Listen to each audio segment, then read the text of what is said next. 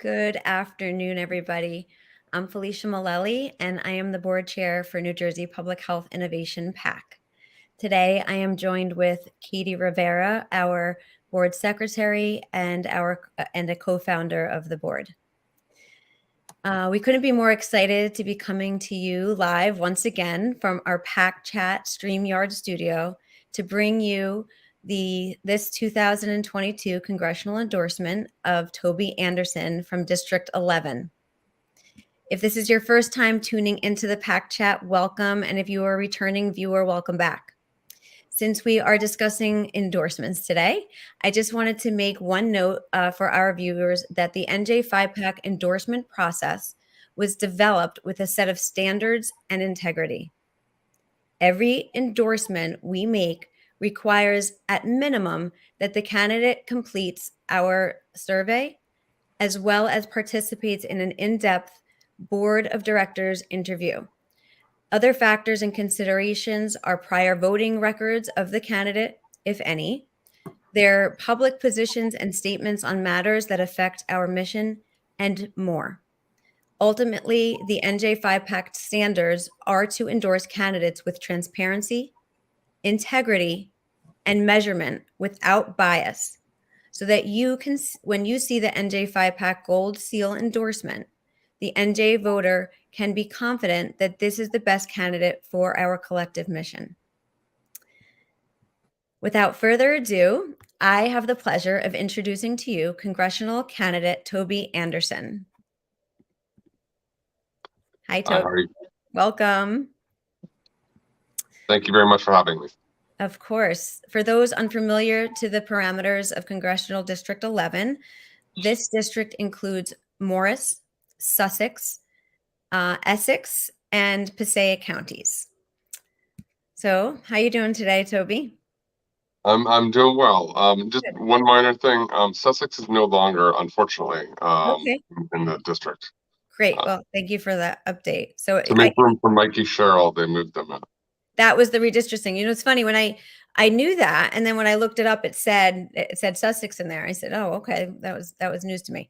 So it's now narrowed down from Morris, to clear that up. It's Morris, Essex, and Passaic counties. That's right. Great. So for those, on the behalf of the PAC Board of Directors, I just first wanted to congratulate you on this endorsement and thank you for outwardly taking a stand on these important issues. Well, thank you all. I really sincerely appreciate it. This is honestly something that's a core issue for me because of my kids. So I've got 3 little ones, a 6-year-old, a 3-year-old, and a 2-year-old, and we need health freedom for their sake.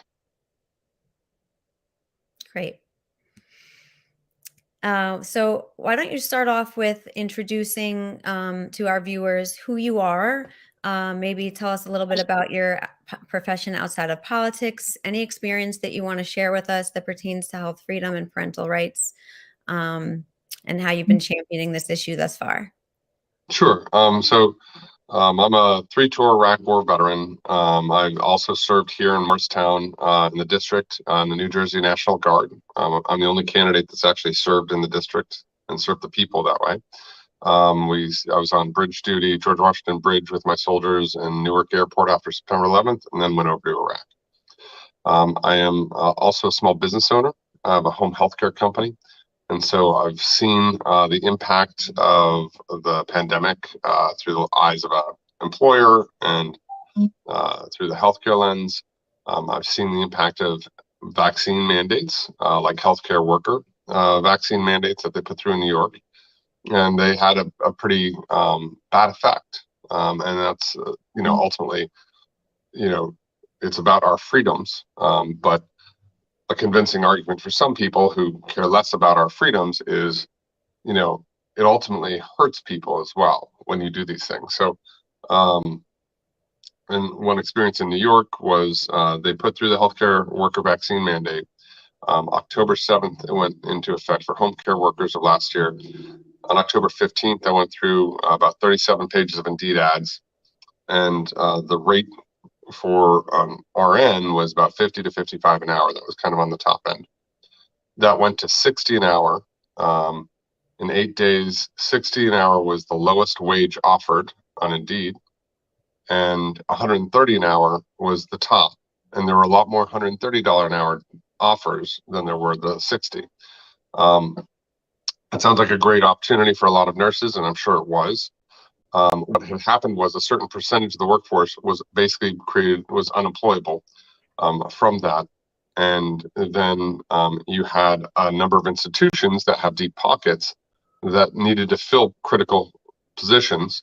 And so they jacked prices up to $130 an hour. And what that does is that takes nurses away from the lower wage areas in the industry. And so what it did was those lower wage areas are Medicaid patients. And we were taking care of some medically fragile children who were Medicaid patients. And what that did was the company that we worked with went from offering us a few cases to offering us, a couple dozen cases. And that was almost overnight. And what that tells you is that all of a sudden, there was a whole bunch of patients, children, who needed skilled care at home, who all of a sudden couldn't get it because their nurses were effectively recruited away. And then all of that was because of the healthcare vaccine mandate, because it happened in a period of a week. So that's just an example of one of the disastrous side effects of these mandates. And so, sorry, so that's sort of going beyond my background. Apologies there. Thank you. Thanks for sharing that. Yeah, it definitely makes it relatable. I just also wanted to add to our viewers that you came to us originally back in December, I believe, when we were putting together a rally for the corrections officers. You reached out, you found out about this, and you were persistent in being able to be there to support this issue and the corrections officers, but the issue as a whole, and speaking to it. So, it's something that you've been. And then I got to see you again a couple of weeks later at a Board of Ed meeting. So you have really been championing this issue. And that was back then. I'm sure you've been much more active since then. So I appreciate that tremendously. I'm going to pass it along to Katie for some additional questions. Hi, Toby. My first question was really, you kind of already started answering it, to be honest. It was to ask you about, what your thoughts were on these mandates and these requirements and masks and vaccines for the healthcare worker and state employees and school personnel. You gave us this example with your own business and what you saw. If there's anything else you want to add to that, that was really my first question for you. Yeah, absolutely. Look, I mean, part of the reason why I got involved in this, what drove me to run for office was seeing my kids. My son was born during the pandemic. My 6-year-old and 3-year-old were obviously 2 years younger, and seeing the effect of the pandemic isolation, the quarantines and everything else, and just the isolation it may not seem like a big deal to people who don't have kids, but when you see it on little kids, it's horrible to see. They're just alone so much of the time, other than with their family, and they don't have a lot of friends necessarily, or they don't get the normal socializing that they got before. And that happened for a long time. And then with the masking, knowing that the masks aren't effective, and whatever marginal effect it might have, like you've got something that might catch something, but not much, and the detrimental effect it has on them developmentally when it comes to speech and learning micro expressions and catching other germs and feeding those back into the children, as well as people in general, it just makes you angry to see them constantly forced on kids who need it, who are the least risk prone population, the least at-risk population of the entire population. And yet they, in some sadistic weird twist, they're the one population that the left keeps trying to push this on. They don't focus it on the at-risk populations. They keep pushing some of the strictest, harshest stuff on the kids. Like the masking went away for all of us a while ago, for the most part, and was optional. Yet for the kids, it persisted, which makes no sense, and it's just sadistic. And so that made me really angry because, and look, my campaign isn't all about anger. It's about restoring our freedoms. I envision in America where we can speak freely again, where we can make medical choices for ourselves, and it doesn't cost us the ability to function in society and work and shop and eat. You know, it is, but that is kind of what drove it. So when it comes to masks, you know, I was in the Army. If it doesn't seal in the Army, if your gas mask doesn't seal, you die. That's what you're taught. And it's a rubber mask. Paper doesn't seal. I'm sorry. I don't know if that's a big leap for some people, but it just doesn't seal. So let's get rid of these idiotic masks since they don't actually work. And whatever marginal effect they might have is countered by the detrimental effect, in my view, and should be choice anyway. When it comes to vaccines, I am all for what Trump was trying to do, which was create new vaccines quickly. No problem, because his administration never had a policy of cramming it down everybody's throat. Offering a new experimental medicine for people who are at risk, let them weigh the costs and benefits, that's choice, that's freedom, and that's innovation. I'm all for it. You push it on everybody, it starts becoming something else. And that's what the left has been doing. From as soon as, honestly, they were all against it when Trump was in office. And as soon as he left office, it was push, push, push, make it mandatory, make it everybody, make it universal. We need 100%. And there's no reason for it.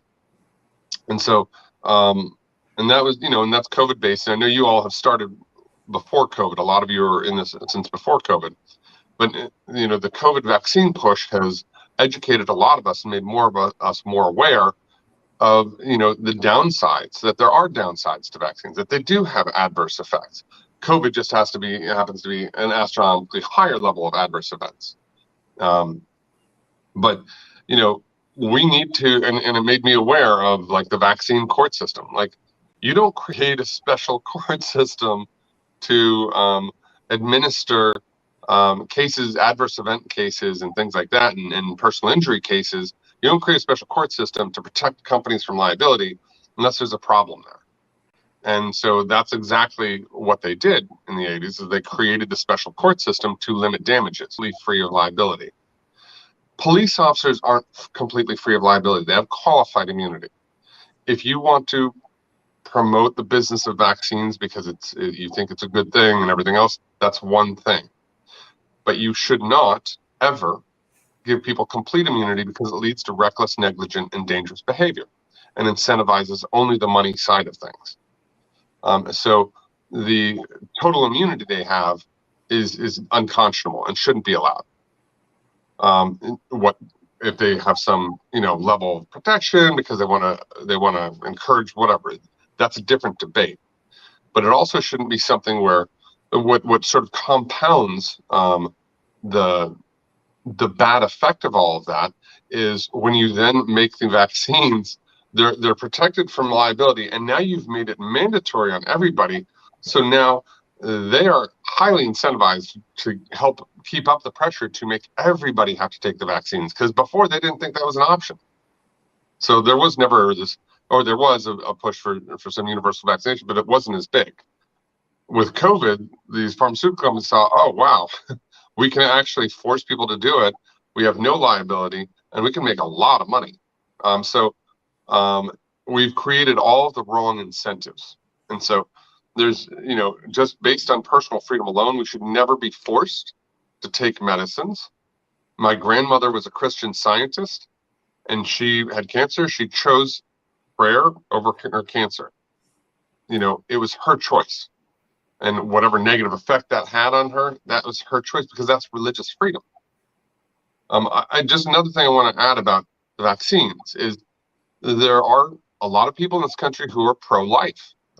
And to make them take vaccines that have been tested on fetal cells that are products of abortions, you know, originally, and is like sticking pork in all the vaccines and giving them to Jews and Muslims. It is a complete violation of their religious beliefs and freedoms. So, and when you filter this stuff through all these different medicines and you don't tell people, it would be effectively like grinding up pork meat and sticking it in all the meat, so that Jews and Muslims who are religious can't avoid it if they want to eat meat.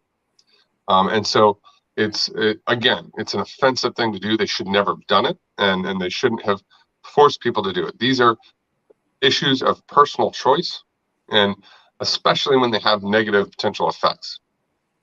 Some of the stupidity of it is that you have people pushing it, even when people have medical reasons not to, not just religious, but when there's a medical reason not to take a vaccine and they still push it on people, that's pure evil.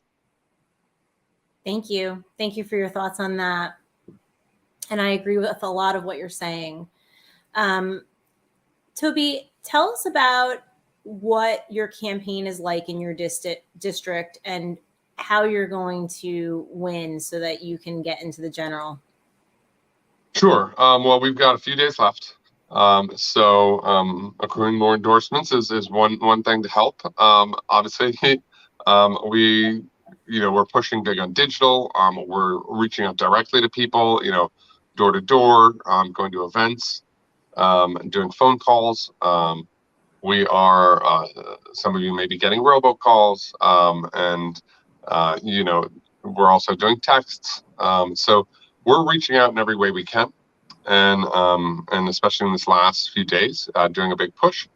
And then at that point, we will see. We've got a very good shot. I think we're very confident that we've got that we have a very good shot at getting this, and I think we will. It's good to hear. And while you're out there and you're knocking on doors and you're speaking with your constituents, what has this issue with regard to health freedom been like as you've been out there speaking to people? So it's one of the first things I talk about, and because I usually talk about it in the context of parental rights. I say, one of my core platforms is parental rights. When it comes to vaccines and medicines, we should be able to determine what goes into our minds, into our bodies, and into our children's bodies. It should be up for us to decide, not the government. And with or without the consulting of a medical professional, because some people are Christian Scientists, and they should not be forced to take medicine if they don't believe in it. And so when I talk to people, we're in the primary. I think the vast majority of the Republican Party agrees with this. What this election is becoming more and more about, it's about a basic battle for civil rights and freedoms. And the Republican Party is aligned right now on the side of civil rights and freedoms. And so the vast majority of the people that I talk to are 100% in favor of medical choice. You should be able to determine what goes into your body. It seems like common sense, and it wasn't something really questioned before. We should have, but we didn't. Thank you. And my last question for you, Toby, is if you could just talk to our audience and kind of explain your aha moment when it came to health freedom issues. I noticed, like you had mentioned earlier, for the PAC and many board members on the PAC, we've been discussing and had our eyes on this issue for many, many years, decades really, before COVID. When was your aha moment? So it was really when the whole when the discussion about child vaccine mandates. So I was in the Army. Most people in the Army will tell you you're like a walking vaccine experiment. So you are used to putting whatever in your body, you just go with it, roll with it, and that's it. And so we had a business, we had a function, society. My wife and I both bit the bullet and figured it was worth the risk. Now, I'll be honest. Now, after that was before some of the stuff had come out, we weren't as educated on everything. Now, yeah, hopefully I won't regret it truly in the future. Hopefully there's no myocarditis or pericarditis. But yeah, we got the vaccine, but then when it came to our kids, there was a day when there was an article that came up about vaccines for kids. And we were at that point, we knew of the very, very, very low rate of COVID in children, and that the schools, the teachers had one of the lowest rates of COVID of any population. And so some article came up. My wife and I were talking about it, and we both were like, "I'm not good with So are you? And they're like, no. And so we're both like, there's no way in hell we're going to put this in our kids. And so we were just like, and talking to friends and stuff like, yeah, no, we're not doing it. No way. It's brand new. And unless you have a time machine and have gone 15, 20 years in the future and can tell us what the studies say about the long-term health effects, then you don't know. I don't care what kind of studies you've done in the last 2 years or 18 months. You have no clue what the true long-term effects are. So you cannot force that on my children. And to do so is wrong. And it's a complete violation of their civil rights. And we are the guardians of their civil rights. So when it came down to, when the discussions came and New York started talking, we're obviously very cognizant of what's going on in New York, about the child vaccine mandates, and seeing and knowing that PERFI has basically done everything that New York did, stick COVID patients in old folks' homes. So that was a great idea. And he just seems to like to copy every stupid idea they do. Healthcare worker vaccine mandates. He did it here too. So honestly, it scared us. It scares us still, because I don't think it's gone. I thought maybe it had gone away when the masking was finally gone, and now the masking is starting to come back. And so I think with that will come back the vaccine talk about pushing it, because now they're going to approve it for under 5. And I mean, I just, anyway, it's just, it's getting a little nuts. So I think that, that was my aha moment. When they were making it mandatory on children, it was no way. Thank you. Okay, Felicia, you can move to our next set of questions. Thank you, Katie. Thank you for your candor, Toby. And thank you for your service. We've throughout the last several months, specifically through COVID, it's really taken our issue outside of the closet and brought it to the forefront. And we've seen a lot of things, instances regarding military and the inability to decline specifically the COVID vaccine and the implications that had, and how difficult it was to get that exemption. And how you said, just, you kind of like a pincushion for the military with those experiments. And it's unfortunate. That's why we do what we do, and why we're weeding through the congressional candidates to find representatives such as yourself who are truly affected by these issues and really understand them at a different level. And so I thank you for that. And I was just curious, what for our viewers, when you get to Washington and you begin to advocate as a representative, what will you be championing around this issue of parental rights and health freedom in Washington? So among it would a couple of things in the vaccine courts, which a lot of people don't know about, and I didn't until Dr. Vargas and Butler told me about this. I eliminate the total liability, make it so that there is liability at some point. And what exactly that point is, admittedly, I don't know enough yet where that line should be drawn, but they're absolutely understood that there should always be some liability for people. And to eliminate, if there's going to be a special vaccine court, which I don't even know if there should be, these administrative courts, that it eliminate the cap on damages, because if people are living for 20 some years, and I have a potential future constituent, current supporter, who is caring for her child for 20 years, and because her child had a special gene and shouldn't have been given vaccine, and that's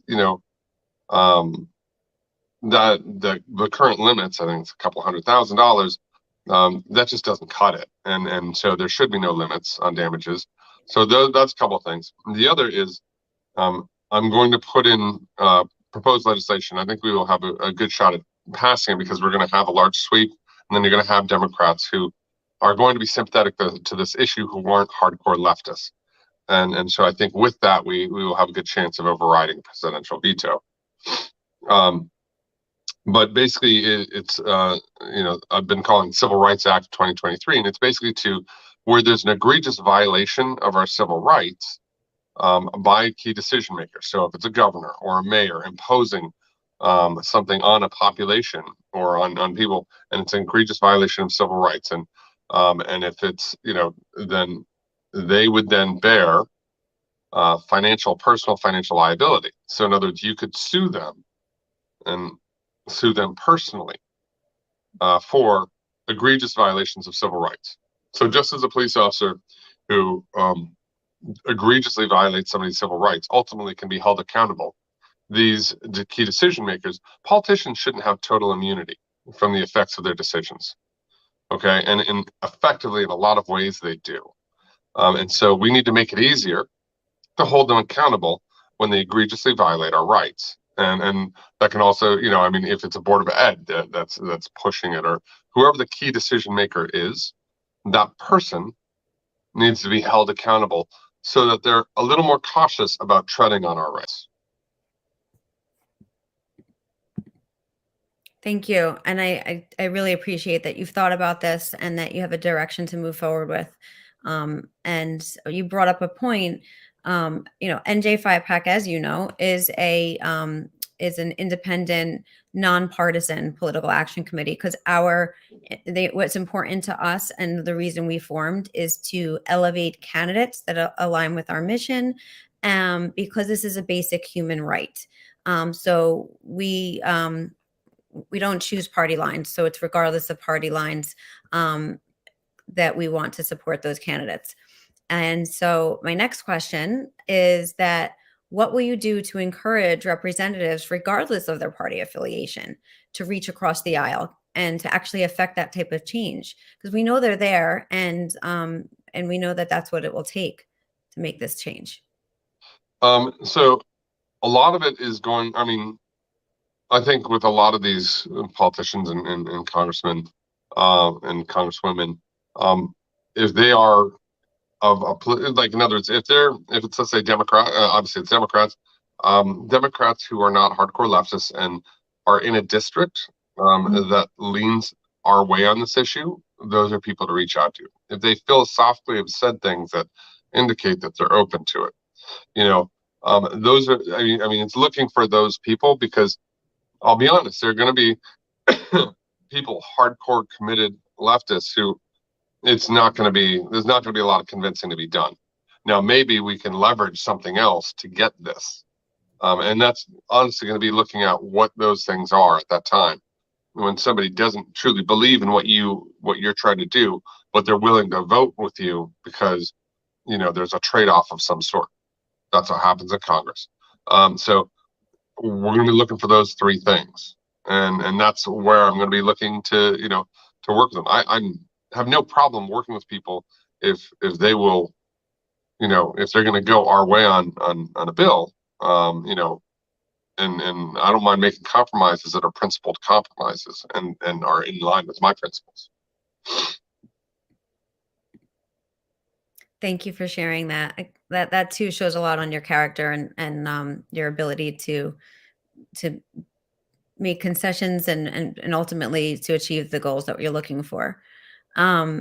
So my last question for you would be something we ask all candidates to define, and that is, what does health freedom mean to you? Health freedom means not having to worry about what is being pushed on my kids' bodies. That's probably the biggest aspect of it. Like, when it comes to their health, we should be able to make those decisions, and and obviously within reason, to some degree, as far as like, we can't abuse our kids and everything else, like basic well-being of our children obviously being looked out for. We should be able to decide these issues about our kids and their health and their well-being. And so health freedom means looking out for my children and making sure that they have the freedom to choose these things now, for like we do as their guardians, but later on as adults, that they still have that freedom to say, no, I don't want this. I'll take the risk, Yep. I think we can relate to that tremendously. And this is the reason that we're doing this. it's for our kids, our grandkids, and generations to come, setting the precedents now. I'm going to pass it along to Katie. And oh, wait, hold on. Sorry. Got one more question for you. Just before we wrap up, I wanted to open up the floor to you just to share with us and our viewers how we can support you and any other final words that you wanted to share regarding this race and your position. Sure. So you can support me in a number of ways. TobyForCongress.com is our website. You can go on, can sign up and volunteer. There's a volunteer sign up in there. You just give your information. You can donate. We're a grassroots campaign. Money is needed to win these things. It buys signs, it buys mailers, it buys digital outreach. So all that stuff. So we do need donations. So please go and help that way. And then volunteering is a big part of it though as well. We need people to put out signs. We need people literally just talk to other people about the campaign. And when I say us, I'm talking about our team. Because again, this is about getting some things done. It's not about me. We need people to go out there and take the message to other people. And we need people to sort of identify themselves as our supporters, put signs in their yards, call people, door knock with us, all of those things. And and promote us on Facebook. If you like the posts, boost them, send them out to as many people as you can. Excellent. Thank you. I'm sure they'll take that note home. So I just wanted to thank you, Toby, on behalf of the board of directors at NJ.GOV, and we want to thank you for your voice thus far with regard to health freedom and parental rights, and congratulate you again on your 2022 NJ.GOV endorsement. We wish you the best of luck in your race, Toby, and then hope that you have, once again, we get the opportunity to work with you in the general election, and we're certain we will. So we encourage anybody who knows anybody in District 11 to talk to them about Toby, pass along his information, and encourage them to get out to vote on the 7th. That's just next Tuesday. So thank you for joining us. I'm going to say goodbye now with you, and then Katie's going to wrap up for us. Thanks, Toby. Thank you, Toby. Thank you both very much. And I just want to say Facebook is Toby Anderson, NJ11. Thank you both. Really appreciate the endorsement. Have a good day. Good luck. Thank you. Thank you. Okay, there you have it, folks. NJ.GOV's up close and personal endorsement of Congressional District 11, Toby Anderson. We hope it's clear by now why NJ.GOV has decided to endorse Toby in this upcoming primary election on June 7th. If you reside in District 11, or if you have friends and family that do, please spread the word of how important it is to support this election.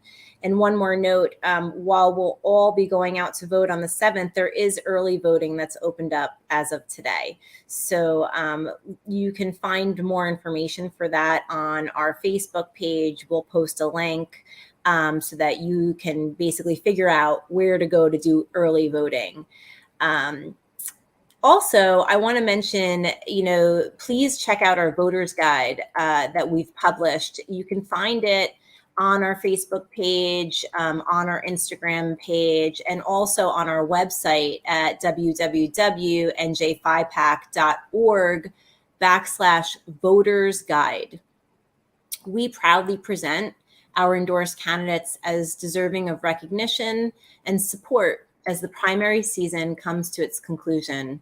We hope that this work that we've done helps you to identify the best way to use your voting power to protect and advance health freedom here in New Jersey. On a side note, I want to talk about, how it's imperative and we need to have strong representation for New Jersey and our country. Our future and our children's future depends on it. So please, whatever you do, get out and use your vote to direct this election. We've mentioned earlier that the success of the PAC relies on contributions from individuals like you. And being a grassroots organization, we are by the people and for the people. Unlike pharmaceutical giants who have millions at their disposal, the PAC's efforts is a show of people, not just dollars. What we have is a movement of thousands whose passion to preserve our rights cannot be bought or contained. In the eyes of our legislators, contributions to the PAC equals voters. And that is a currency that money can't buy. Every donor contribution to the PAC shows the legislators that we are a voting bloc and that our concerns should be taken seriously. Please consider becoming a PAC contributor today by visiting our website, www.njphipac.org, and you can easily make a contribution there. No amount is too small. Thank you again for joining us this afternoon, and we'll see you next time on the PAC Chat.